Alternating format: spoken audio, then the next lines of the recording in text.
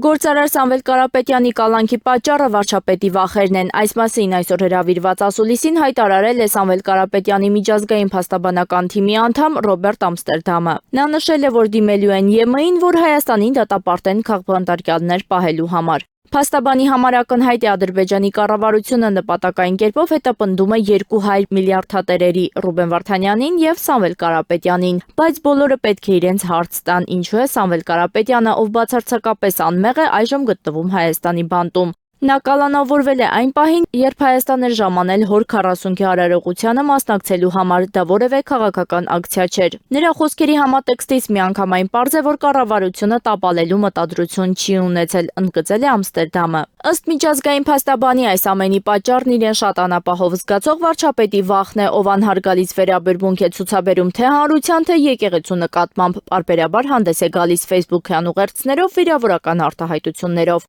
Փաստաբանը հայտարարել է, որ ՀՀ-ն զբաղված է քաղաքական բանտարկյալներ պահելով։ Մենք ԵՄ-ին ենք դիմելու պահանջով, որ ՀՀ-ին դատապարտեն քաղաքական բանտարկյալներ պահելու համար, նշել է պաշտպանը։ Կոռուպցիայի կանխարգելման հանձնաժողովի անդամ Լիլիթ Ալեքսանյանը հոկտեմբերի 13-ին ներկայացրել է հրաժարականի դիմում։ Այս մասին նշված է հանձնաժողովի տարածած հաղորդագրության մեջ։ Ազգային ժողովի կանոնակարգ սահմանադրական օրենքի համաձայն Լիլիթ Ալեքսանյանի լիազորությունները կդադարեցվեն օրենքով սահմանված կարգով եւ ժամկետներում ազգային ժողովի նախագահի կողմից հրաժարականի ընդունումից հետո։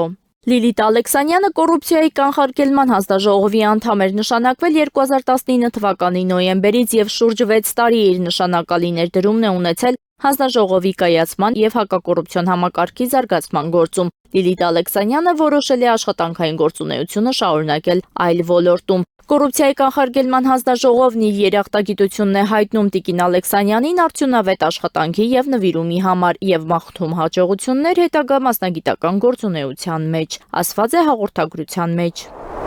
Վերաքննիչ դատարանն արձանագրել է Միքայել Սրբազանի պաշտպանության իրավունքի խախտման փաստը քրեակատարողական հիմնարկի կողմից այս մասին հայտնել է Միքայել Սրբազանի պաշտպան Արա Զոհրաբյանը եւ մանրամասնել։ Ինչպես պարզվել է Միքայել Սրբազանի շահերը ներկայացնելու փուլում մի արատավոր պրակտիկա է տարածված քրեակատարողական հիմնարկներում։ ՔԿՀ աշխատակիցները զննում են փաստաբանների կողմից իրենց կալանավորված վստահորդներին փոխանցված փաստաթղթերը։ Ընդ որում, եթե փոխանցված նյութը ըստ ՔԿՀ աշխատակիցների քրեական գործի հետ ուղիղ չի առնչվում, ապա վերցնում են կալանավորված անձի ձեռքից։ Այս հարցը բարձրացրել եմ, երբ տեղեկացել եմ, որ Միքայել Սրբազանին տրամադրած նյութերս ուսումնասիրվել են ՔԿՀ աշխատակիցների կողմից, բողոք եմ ներկայացրել առաջին դատարան, որը մակագրվել է Միքայել Սրբազանին կալանավորած դատավոր Մասիս Մելքոնյանին։ Ինչպես եւ սպասվում էր, Մասիս Մելքոնյանից նա խախտում չի գտել եւ բողոքս մերժել է։ Հայաստանի Հանրապետության վերաքննիչ քրեական դատարանի դատավոր Լուսինե Աբգարյանի հոկտեմբերի 6-ի որոշմամբ բավարարվել է բողոքս բեկանելով դատավոր Մասիս Մելքոնյանի որոշումը եւ հաստատելով Միքայել Սրբազանի իրավունքների եւ օրինական շահերի խախտման փաստը։